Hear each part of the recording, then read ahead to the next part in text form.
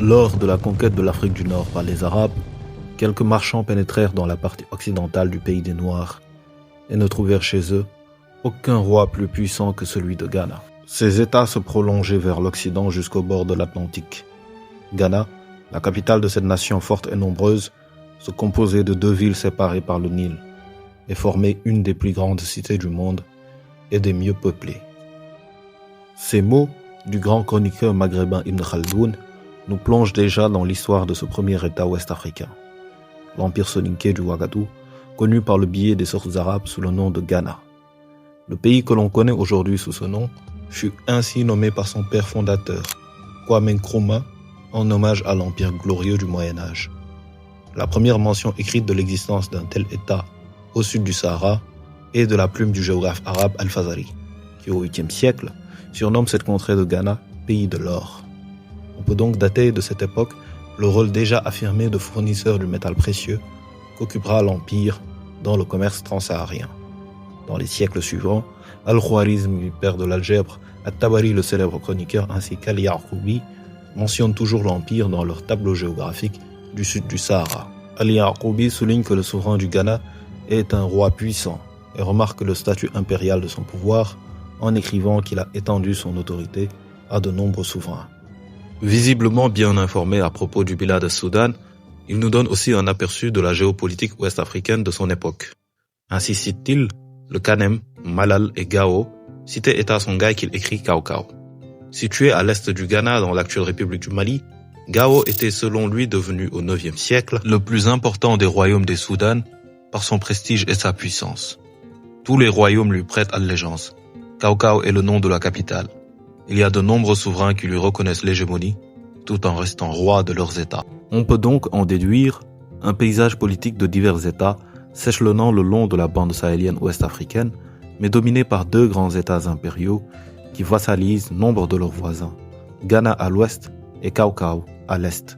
Mais que savons-nous des origines de ce Ghana, premier État de l'histoire de l'Afrique de l'Ouest, et qui s'est développé à la confluence des routes transsahariennes et fluviales du commerce? Le passé du pays de l'or, nous allons le voir, peut être à la fois fascinant et difficile à déchiffrer.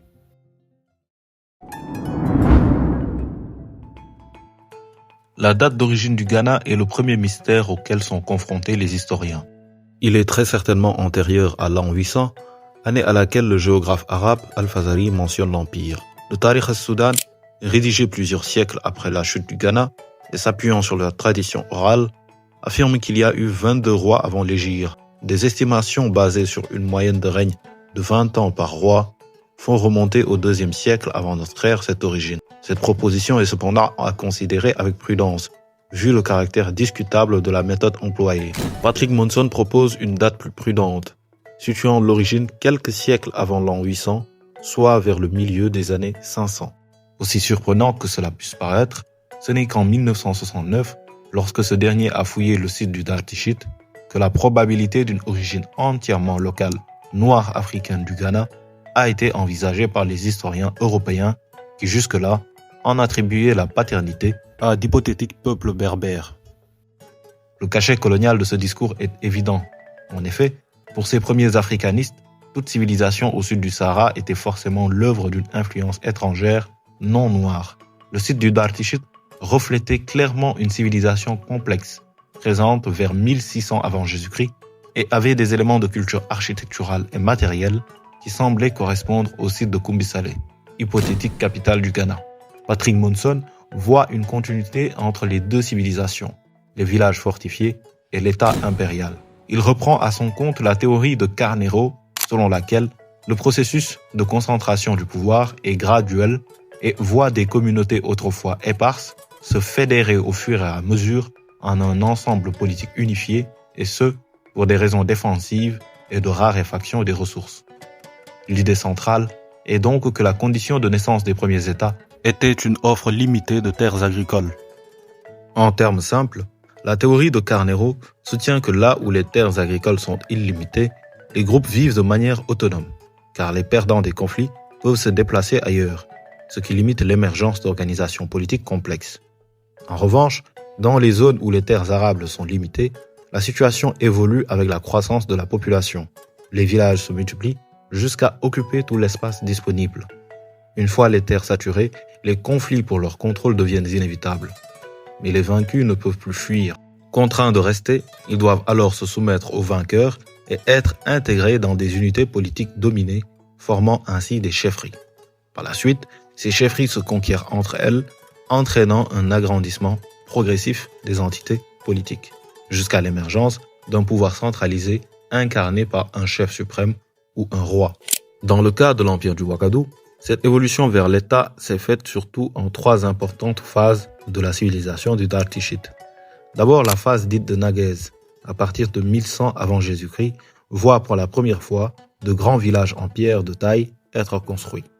L'habitat se composait alors d'enceintes plus ou moins circulaires, reliées par des rues bien délimitées. Les fouilles archéologiques donnent à voir une alimentation consistant principalement en élevage de bovins et de chèvres, de chasse, de petites pêches et d'une cueillette importante de graines et de fruits sauvages. Les grains de mil retrouvés en grand nombre suggèrent que les populations s'essayaient à l'agriculture au moins vers la fin de cette ère. Avant la phase suivante dite de Shepka, s'étendant de 1000 à 900 avant notre ère, et avant l'apparition de l'agriculture intensive, la densité de population était relativement faible et il n'y a aucune preuve de guerre entre les communautés. Cependant, coïncidant avec l'apparition de la culture intensive au début de la phase de Shepka, un impressionnant boom démographique a lieu et les villages sont fortifiés de manière plus élaborée. Patrick Monson pense qu'il s'agit là de preuves de conflits entre villages et dont la cause principale serait la concurrence pour le contrôle de terres agricoles limitées. La première condition d'unité politique selon la théorie de Carnero était donc remplie. Dans la phase ariane suivante, débutant vers 900-800 avant Jésus-Christ, il n'y a plus de traces de conflits armés malgré l'augmentation significative de la population. Il semble donc que les guerres liées à l'accès à la terre aient cessé d'une manière ou d'une autre. Pour Patrick Monson, l'explication de cette paix retrouvée réside dans la deuxième étape de la théorie de Carnero. Le village ou l'alliance de villages le plus fort avait réussi à soumettre ses voisins et à imposer un ordre politique et social unifié. Ce qui conforte cette thèse, c'est que des preuves archéologiques de l'expansion de la culture tichite apparaissent à cette époque, tels de nouveaux villages et des poteries du style de la phase ariane couvrant un espace allant de l'ouest de Dartishit jusqu'à Darnema. Monson voit d'ailleurs dans le site du village de Kedama, qui s'étend sur plus d'1 km², la capitale au moins d'une chefferie puissante ou même peut-être d'un État naissant. L'identité proto-soninké des habitants de l'ère civilisationnelle du Dartishit ne fait de plus aucun doute, vu les nombreuses preuves qui l'attestent, telles que la continuité artistique entre les céramiques de la phase finale de Tishit, avec la poterie encore fabriquée de nos jours par les potiers soninké Diawara.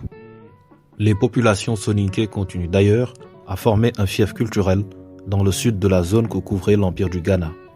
C'est donc à partir d'un substrat politique ancien que ce peuple, qui se désigne lui-même par le mot soninké, singulier du mot soninko, a ainsi pu former le premier État d'Afrique de l'Ouest. Appelé Sarakhole par les Wolofs, Maraka par les Bambara, Wangara par les Malinké ou encore Wankore par les Songhai, la maîtrise de la métallurgie, la domestication du cheval et leur implication dans le florissant commerce transsaharien allaient leur donner les outils nécessaires à l'expansion de leur domination sur leurs voisins proches, aussi bien peuples sédentaires noirs que nomades berbères. Réservé à la caste des forgerons, l'art de la transformation du fer est un sacré jalousement gardé par cette société fermée qui jouait d'une réputation de magie et de pouvoir surnaturel.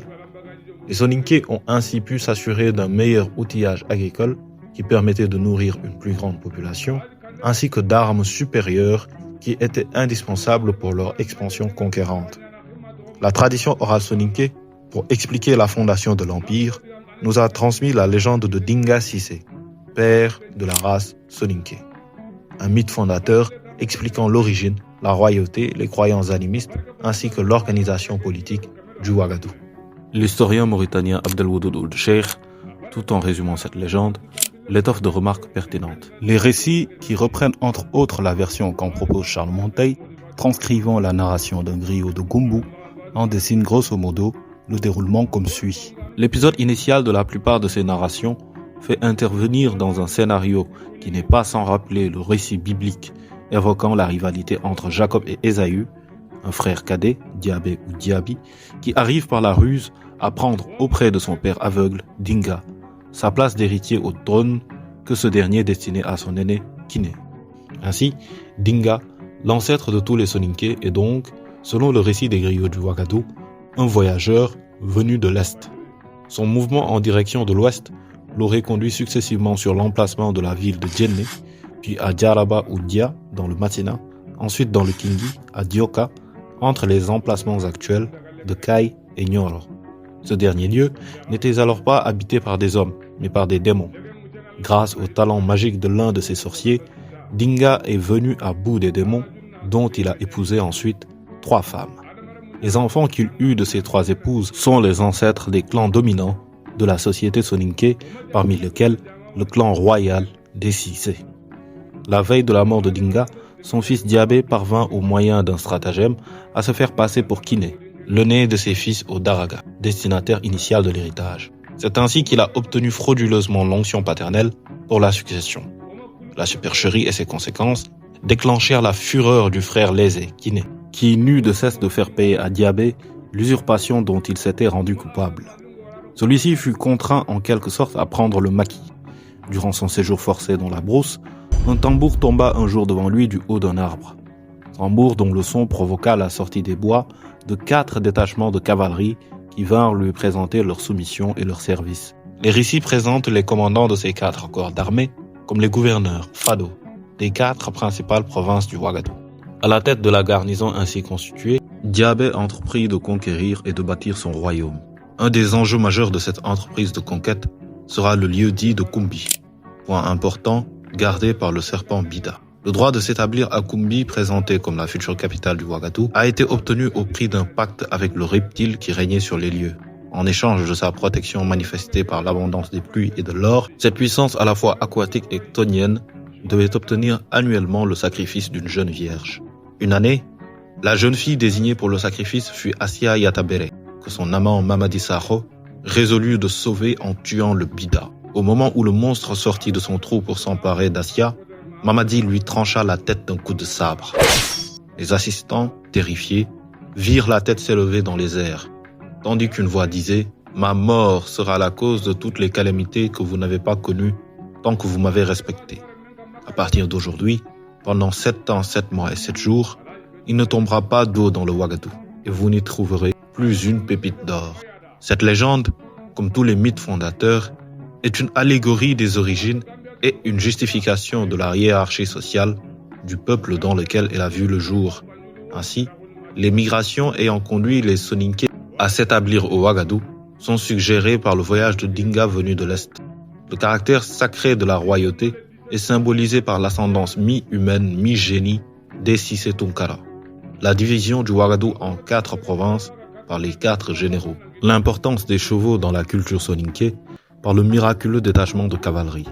Les croyances totémiques d'avant l'islam par le pacte passé avec le serpent Bida, etc., etc.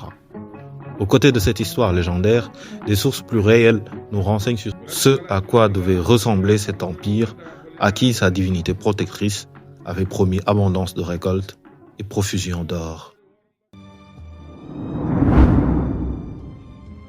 C'est Al-Bakri, le plus grand géographe de l'Occident musulman avec Al-Idrissi, qui nous renseigne de manière détaillée sur le Ouagadougou du XIe siècle. Originaire d'Andalousie dans l'Espagne musulmane, il n'a jamais voyagé lui-même en Afrique de l'Ouest, mais fonde son ouvrage phare, Kitab al-Masalik ou al-Mamalik, le livre des routes et des royaumes, sur les témoignages des marchands, voyageurs et érudits d'Afrique du Nord qui connaissaient le pays des Noirs ou y avoir vécu. Ghana est le titre que portent les rois de ce peuple. Le nom de leur pays est Aukar. Le souverain qui les gouverne actuellement en l'an 460, 1067-1068 de notre ère, se nomme Tenkamenin. Il monta sur le trône en l'an 455, 1062-1063 de notre ère. Chez ce peuple, l'usage et les règlements exigent que le roi ait pour successeur le fils de sa sœur, car, disent-ils, le souverain a la certitude que son neveu est bien le fils de sa sœur, mais il ne peut pas être assuré que celui qu'il regarde comme son propre fils le soit en réalité. Ce premier extrait d'Al-Bakri nous fournit déjà des renseignements importants. Ainsi nous dit-il, quel est le titre impérial du souverain du pays qu'il nomme Aukar à la manière des Berbères. Dans la tradition orale soninké, c'est plutôt Tunka, le mot pour roi, qui est utilisé comme titre impérial. C'est ce terme qu'a accolé par erreur al-Bakri au nom propre du souverain dans sa chronique. Tinka Menin, en un seul mot, doit être plutôt lu en deux termes. Tunka Menin, roi, empereur Ménine. Comme le soulignait l'historien de l'ère coloniale Maurice Delafosse, il existe bien en soninké un mot kana, qui est employé parfois avec l'acception de chef. Mais le titre donné au roi dans cette langue semble avoir toujours été tunka ou tonka, mot qui était déjà employé dans ce sens au temps de la dynastie soninké de Ghana, puisqu'il nous a été transmis par Bekri comme le titre précédant le nom de l'empereur de cette dynastie qui vivait de son temps, Tunka Ménine. Un chroniqueur local, Ibn al-Mukhtar, donne le titre le plus connu des empereurs du Ouagadou en Afrique de l'Ouest. L'empire du Mali ne se constitua réellement qu'après la chute de la dynastie des Kayamagan, dont le pouvoir s'étendait sur toute la région occidentale sans en accepter aucune province. Auparavant, le chef du Mali n'était que l'un des vassaux du Kayamaran, l'un de ses fonctionnaires et de ses ministres. Kayamaran en langue Wankore veut dire roi de l'or, Kayu signifiant or et Magan, roi. Les Kayamagan étaient en effet des princes puissants. Le nom de leur capitale était Kumbi, et ce Kumbi était une grande ville. Leur dynastie s'éteignit au cours du 1er siècle de l'Égypte prophétique. Ghana renvoyant à la chefferie, Punka à la royauté, et Kayamaran à la maîtrise du flux de l'or, autant de titres pour signifier la puissance de l'État soninké, personnifié par son empereur. Cette puissance est aussi militaire. L'empire qui se conçoit comme un nœud de distribution, un point de rencontre des routes du sud et du nord, doit garantir un passage sécurisé aux caravanes commerçantes.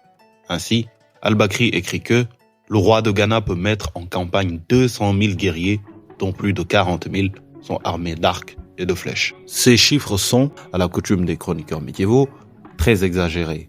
Mais ils peuvent tout simplement dire que le Tunka disposait d'une force de frappe imposante qui lui a permis, selon les historiens Frédéric et Patricia Makisak, d'atteindre une expansion territoriale de la taille de l'actuel État du Texas. Comme dans la plupart des États du Moyen-Âge, la levée des troupes dans l'Empire soninké dépendait de la bonne volonté des vassaux à rallier leurs suzerains avec leurs contingents respectifs. Il n'y a pas d'armée, mais un ost. Les forces du Ouagadou comptent dans leur rang des archers ainsi qu'une cavalerie de guerre, bien que les chevaux, en raison des conditions climatiques tropicales, soient petits par rapport à leurs congénères européens. La tradition équestre soninké est ainsi accréditée d'une grande ancienneté. L'historien Michael Gomez pense qu'il est probable qu'en plus des fantassins et de la cavalerie, l'armée du Ouagadou a, après avoir conquis le royaume d'Aouda Ghost, disposé d'auxiliaires berbères combattant à dos de chameau. Bien que parfois pris dans des préjugés coloniaux et idées fantaisistes à propos de l'histoire africaine, l'historien du début du XXe siècle, Maurice Delafosse, se révèle très pertinent à propos de la situation géographique de l'Empire soninké à son apogée. L'Empire ne tarda pas à englober non seulement l'Aukar et tout le Bagana, c'est-à-dire approximativement le quadrilatère Walata, Gumbu, Soso, Sokolo, mais aussi tous les pays du Sahel déjà peuplés en grande partie de soninké, le Diarra, le Kanyaga, le nord du Beledougou et du Karta, le Kingi et le Diafono, ainsi que la majeure partie du Had et du Tagant, où les Berbères cédaient alors le pas aux soninké. Il est probable que même le royaume soninké du Galam, Gidimaha, Kamera et Koy, était plus ou moins vassal de l'empereur du Ghana et que l'autorité de ce dernier se faisait ainsi sentir vers le sud-ouest jusqu'aux confins du Tekrour. Par contre, il ne semble pas qu'à l'est elle ait jamais dépassé le Niger. La région de Tombouctou et de Djenné devait, de ce côté, constituer la marche extrême de l'Empire. Au nord et au nord-ouest, les Berbères Messoufa, Lemtouna et Godala se trouvaient en bordure de la partie désertique des États du Tunka de Ghana, et ils reconnaissaient son autorité dès qu'ils avançaient au sud de leur domaine propre. Du côté du Midi, enfin, le Sénégal et son affluent, le Bafing, devaient former la limite approximative de l'Empire. Telle était vraisemblablement la situation de cet État vers le milieu du IXe siècle, c'est-à-dire au début de son apogée. Sur cette vaste étendue, l'Empire des Soninké régna sur une pluralité de peuples, bien que le cœur du pays constitué du Kanyaga, du Kingi, du Diafono, du Ouagadou et du Bahonou soit resté relativement homogène et à dominante soninké. Al-Bakri nous renseigne aussi sur le mode de succession particulier ayant cours dans l'Empire.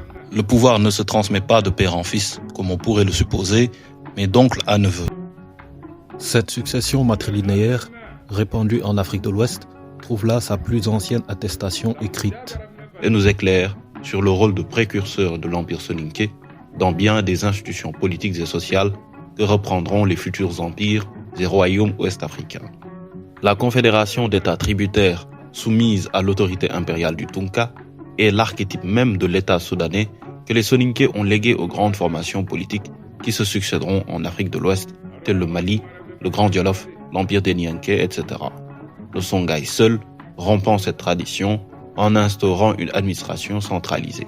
Al-Bakri ne limite pas là les informations qu'il nous livre. La description qu'il fait de la capitale de 15 000 habitants de l'Empire s'est révélée extrêmement précieuse pour l'archéologie. La cité de Ghana se compose de 2 villes situées dans une plaine. L'une des 2 est habitée par les musulmans. Il y a 12 mosquées, dont l'une sert pour la prière commune du vendredi.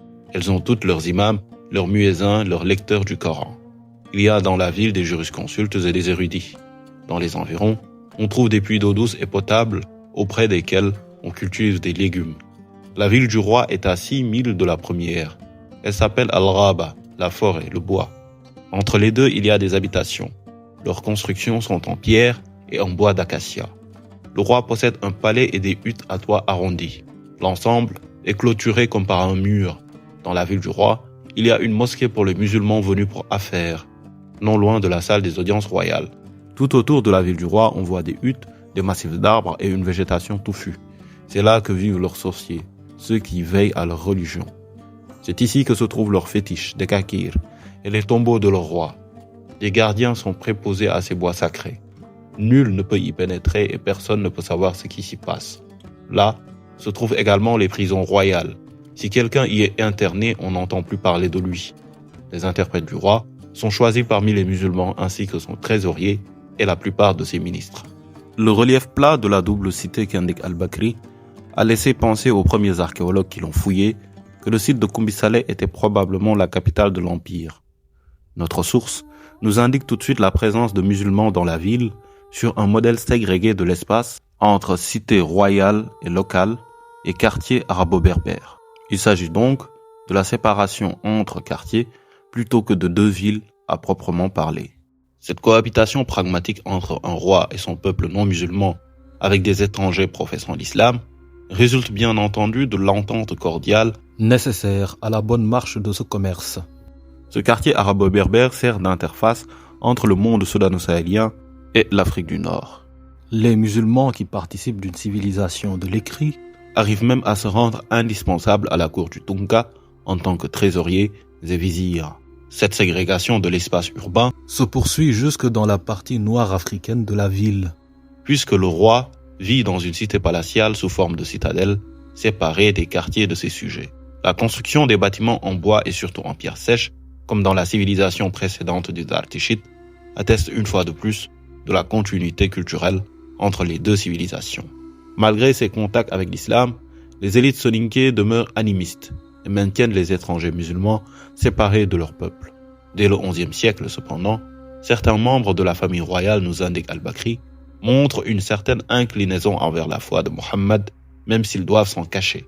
On le voit, l'islam était encore loin de faire loi au Ouagadougou. L'apothéose des écrits de notre source à propos du Ghana est sa description, avec maintes détails, du faste protocolaire de la cour des Tunka. Le roi se pare comme les femmes avec des colliers et des bracelets. Pour coiffure, il porte plusieurs bonnets dorés entourés d'étoffes de coton très fines. Quand il donne audience au peuple afin d'écouter ses griefs et d'y remédier, il s'assied dans un pavillon autour duquel sont rangés 10 chevaux couverts de carapaçons en étoffe d'or. Derrière lui se tiennent 10 pages portant des boucliers et des épées montées en or. À droite sont les fils des princes de son empire, vêtus d'habits magnifiques et ayant les cheveux tressés et entremêlés avec de l'or. Le gouverneur de la ville est assis par terre devant le roi, et tout autour se tiennent les vizirs dans la même position. La porte du pavillon est gardée par des chiens d'une race excellente, qui ne quittent jamais presque le lieu où se trouve le roi. Ils portent des colliers d'or et d'argent, garnis de gros lots des mêmes métaux.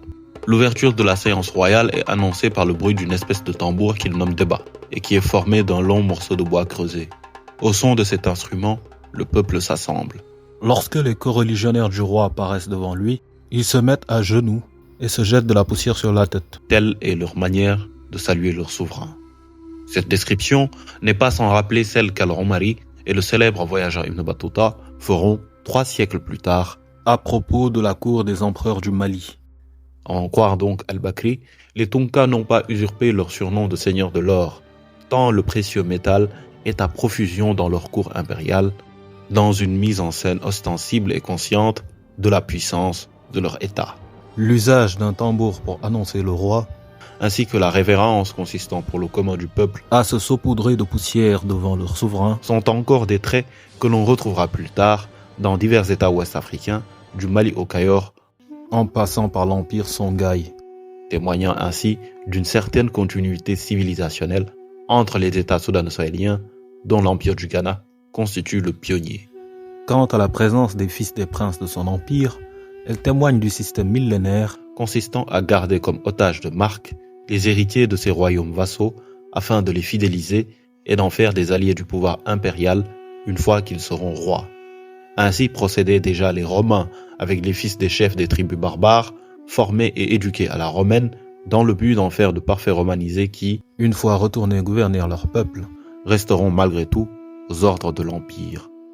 Un autre point remarquable de cette audience du Tunka est donc l'écoute des griefs de son peuple. En effet, la justice est essentielle pour la préservation de la paix sociale dans toutes les communautés humaines, et les États médiévaux ouest-africains, le Ouagadougou en tête, se sont brillamment illustrés dans ce domaine. Pour reprendre une image d'Épinal du roi justicier, le Tunka est tel Saint Louis sous le chêne, un père du peuple, prenant soin à préserver l'équité dans les rapports qu'entretiennent ses sujets les uns avec les autres, et s'implique personnellement, au plus près de son peuple, à effectuer cette tâche. La justice est un droit régalien, et les Mansa comme les Tunka ont agi comme de vrais patriarches, à qui tous les administrés avaient recours quand ils étaient abusés, victimes de torts de la part de l'administration, ou pour le règlement de différends entre sujets. Plus qu'un simple souci, cette quête inlassable de justice se transformait en réel principe de vie à Kumbi Saleh. Et c'est à juste titre que l'empereur s'imposait une sorte de discipline consistant à parcourir chaque jour par 2 fois, matin et soir, toutes les ruelles de la ville pour écouter et constater de lui-même les plaintes et les cas d'injustice endurés par ses administrés et procéder séance tenante à leur réparation.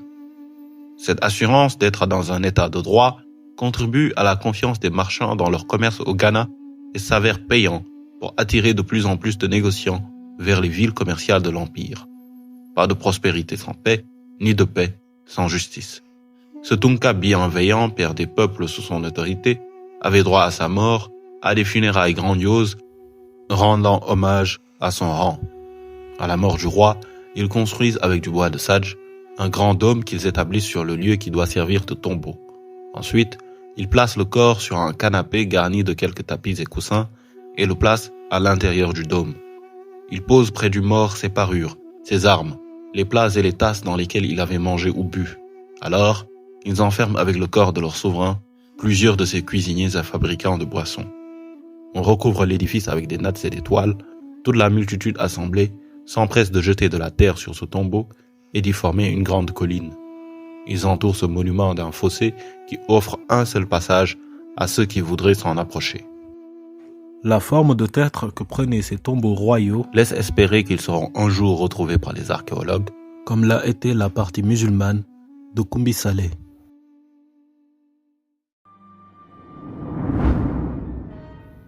L'apogée de l'empire du Ouagadougou semble avoir été atteint au Xe siècle, quand Ibn Khawqal écrivait que le roi du Ouagadougou est le plus riche de la terre. Les premiers balbutiements du florissant commerce transsaharien qui fit plus tard la renommée de l'empire dans le monde musulman sont décrits durant le même siècle par Al-Mas'oudi, un chroniqueur de renom qui a rédigé une histoire universelle en pas moins de 30 volumes.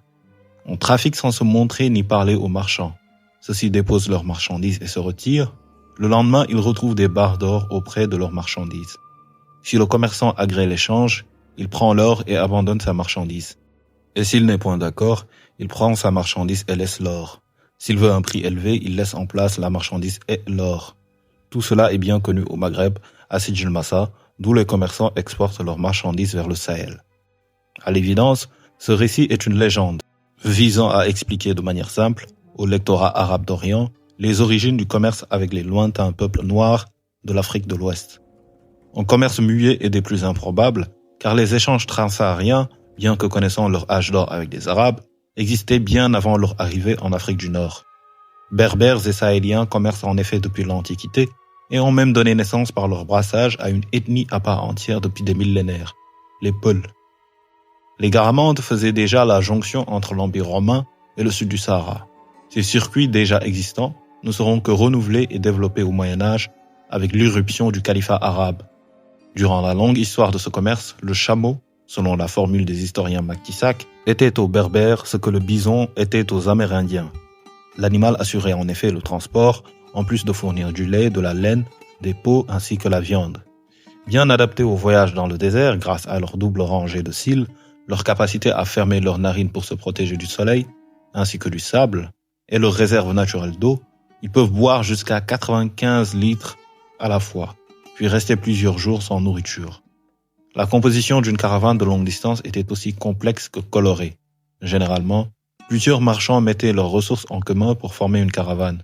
La sécurité résidait aussi dans le nombre.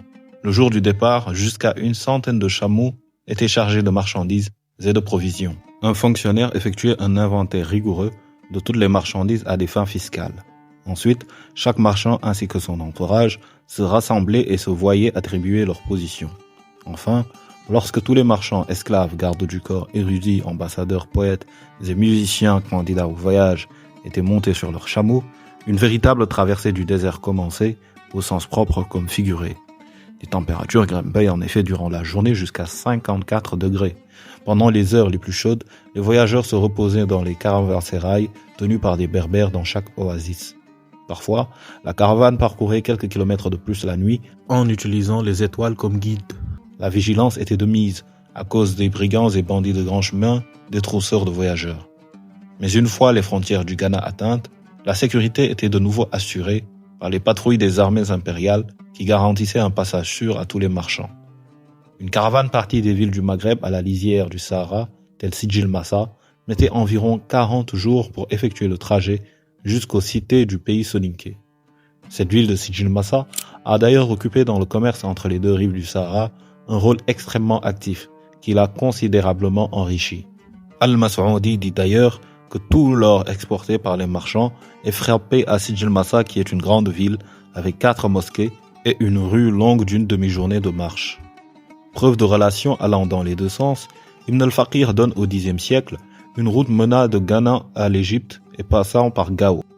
Ibn Hawqal souligne que peu de commerçants des pays de l'islam ont approché une situation aussi considérable que ceux impliqués dans le commerce transsaharien. Stratégiquement positionné pour contrôler le flux de sel en provenance d'Aulil, Aoudagost était l'autre grande ville saharienne du commerce. Séparé par une distance de seulement 10 jours, le royaume berbère et l'empire soninké entretenaient, pour la bonne marche du commerce, des relations diplomatiques cordiales. Le prince d'Aoudagost entretient des relations avec le seigneur de Ghana. Celui-ci est le souverain le plus fortuné qui soit sur la surface de la terre à cause de ses grandes richesses et la provision d'or pur extraite du sol depuis la plus haute antiquité au bénéfice des princes précédents et de lui-même. Il échange des présents avec le seigneur de Gao, bien que la fortune de ce dernier soit bien inférieure à celle de l'empereur, de même que son prestige. Mais tous ont besoin d'entretenir des rapports cordiaux avec le prince d'Aoudagost à cause du sel importé chez eux des régions de l'islam. Ils ne peuvent vivre en effet que grâce à ce sel. La charge de sel dans le pays des Noirs, à l'intérieur comme aux confins extrêmes, vaut entre 200 et 300 dinars. La concurrence pour le contrôle des lucratives routes commerciales a cependant poussé le Ouagadou, profitant de querelles intestines entre berbères, à lancer une offensive sur la cité-État d'Aoudagost. Appuyés par les berbères zénètes, alors ennemis jurés des tribus Sanhaja qui régnaient dans la ville, les Soninké s'emparent donc de la riche cité vers la fin du Xe siècle. La ville connaissait une activité économique si intense sous la domination du Ghana qu'Ibn Hawqal rapporte en témoin oculaire une transaction d'une somme astronomique pour l'époque. J'ai vu à Aoudagost une reconnaissance de dette par laquelle un négociant d'Aoudagost se reconnaissait débiteur envers un habitant de Sijil Massa d'une somme de 42 000 dinars. Nulle part en Orient je n'ai entendu dire quelque chose de pareil. J'ai raconté ce fait en Irak, dans le Fars et dans le Khorasan. Partout, on l'a considéré comme inouï. Conscients de leur dépendance à l'égard des échanges commerciaux, les rois du pays de l'or exerçaient un contrôle avisé sur le cours du métal jaune, comme le rapporte la source majeure du Bilad de Soudan au XIe siècle, Al-Bakri. Si l'on découvre dans les mines du pays de l'or en pépites, le roi se le réserve, Il abandonne alors à ses sujets la poudre d'or. Sans cette mesure, l'or deviendrait trop abondant et se déprécierait. Loin d'être un accaparement cupide de la manne aurifère de l'Empire, cette mesure vise à endiguer toute possibilité d'inflation qu'entraînerait une trop grande quantité d'or dans le marché. Vus comme des rois dorés, les Tunka ne contrôlaient pourtant pas directement l'extraction de l'or. Le rôle de leur État était plutôt celui d'un courtier entre le métal du Sud et les marchés demandeurs d'Afrique du Nord, comme l'explique l'historien Moussa Paré. Le Ghana doit sa prospérité non pas à la production de l'or, mais au contraire à sa position stratégique d'état tampon entre le Maghreb al-Aqsa et les régions productrices d'or, à savoir le Bambouk, le Bouré et le Galam. Cela n'empêche pas les auteurs arabes, tels Ibn al-Faqir, de faire circuler des légendes laissant croire que le précieux métal pousse au Ghana comme des carottes. Outre le droit de réserve sur l'or en pépites, les caisses de l'État soninké étaient constamment renflouées par les taxes perçues sur les marchandises transitant dans les grandes villes qui constituaient le terminus des caravanes venues du nord. Le roi prélève un droit d'1 dinar d'or sur chaque âne chargé de sel qui rentre dans son pays et 2 dinars sur chaque charge de la même substance que l'on exporte. La charge du cuivre lui paye 5 mithqal et chaque charge de marchandises 10 mithqal. L'or et le sel n'étaient pas les seuls produits échangés au Ghana. Les caravanes convoyaient aussi des esclaves, du cuivre ainsi que des chevaux. Les commerçants arabo-berbères apportaient des produits de luxe tels des bijoux, de la soie et des fourrures originaires de partout dans le monde islamique. Cette intégration dans les grands circuits commerciaux du monde de son temps permit à l'Empire de prospérer considérablement. Ces échanges avec le monde islamique allaient aussi impacter l'avenir de l'Empire soninké. Ainsi s'est donc formé et développé le Ouagadougou, premier État et empire d'Afrique de l'Ouest.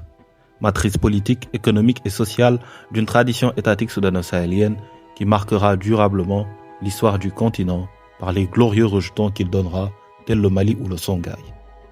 Des auteurs pierreuses du Dartichit aux fastes dorées de Koumbi, des mythes fondateurs de Dinga Cissé aux descriptions d'Al-Bakri, l'Empire soninké apparaît comme le fruit d'une lente maturation historique enraciné dans un substrat africain ancien et autonome. Loin des thèses obsolètes, niant toute agentivité historique au peuple noir, l'archéologie comme les sources écrites remettent à l'endroit les faits indéniables. Le Ghana n'est pas une création importée, mais l'aboutissement d'un processus interne, forgé par la pression démographique, la maîtrise de la métallurgie, l'organisation militaire et le contrôle stratégique des routes commerciales. Le génie du Ouagadougou ne réside pas uniquement dans l'or qu'il redistribue au monde méditerranéen, mais dans l'architecture politique qu'il inaugure. Confédération de royaumes tributaires, monarchie sacrée, succession matrilinéaire, justice royale, ségrégation pragmatique des espaces. Autant d'institutions qui deviendront des fondations des grands empires ultérieurs. Puissance militaire respectée, carrefour économique incontournable, centre diplomatique reliant le Maghreb aux forêts aurifères du Sud, le Ouagadougou fut l'un des cœurs battants de l'économie afro-eurasienne médiévale. Lorsque les chroniqueurs arabes évoquent le roi le plus riche de la face de la terre, ils témoignent moins d'un exotisme émerveillé que d'une réalité. Pendant plusieurs siècles, l'équilibre monétaire du monde islamique a dépendu, en partie, de l'or sahélien transitant par l'empire soninké. Mais l'histoire du Ghana est aussi celle d'un équilibre fragile. La prospérité attirait les convoitises. L'intégration aux réseaux islamiques transformait progressivement les structures sociales et les dynamiques sahariennes qui évoluaient. Comme toute puissance dans l'histoire, le Ouagadougou connaîtra déclin et recomposition. Pourtant, sa chute ne sera pas une disparition, mais une transmission. Ses cadres politiques, ses traditions administratives, son imaginaire impérial survivront et refleuriront dans l'Empire du Mali, puis dans d'autres formations étatiques de la région. Le Ouagadougou n'est donc pas seulement un chapitre ancien, il est l'acte fondateur d'une histoire impériale ouest-africaine. Il en incarne la capacité des sociétés à produire des États complexes, organiser l'espace, réguler l'économie et inscrire leur souveraineté dans le temps long. Alors, comprendre le Ghana, c'est restituer à l'Afrique de l'Ouest son premier grand moment impérial. C'est reconnaître que bien avant les bouleversements modernes, le Sahel fut un centre et non une périphérie. Et c'est enfin rendre à César ce qui est à César, en reconnaissant aux Soninké leur statut de pionniers bâtisseurs d'un empire dont l'écho résonne encore dans la mémoire historique de tout un continent. Salam cher Takrouri, voilà, c'est la fin de cette vidéo. Une vidéo sortie plus tard que prévu à cause de soucis de montage. Mon logiciel avait bugué et j'avais dû recommencer à zéro. Mais heureusement que j'avais réussi en amont à sauvegarder les fichiers utilisés pour la vidéo. Dites-moi donc si ce format long de documentaire d'immersion dans les sources vous plaît. Je veux en faire mon format de prédilection sur cette chaîne. Comme d'habitude, abonnez-vous, likez et partagez autour de vous. Et sur ce, merci.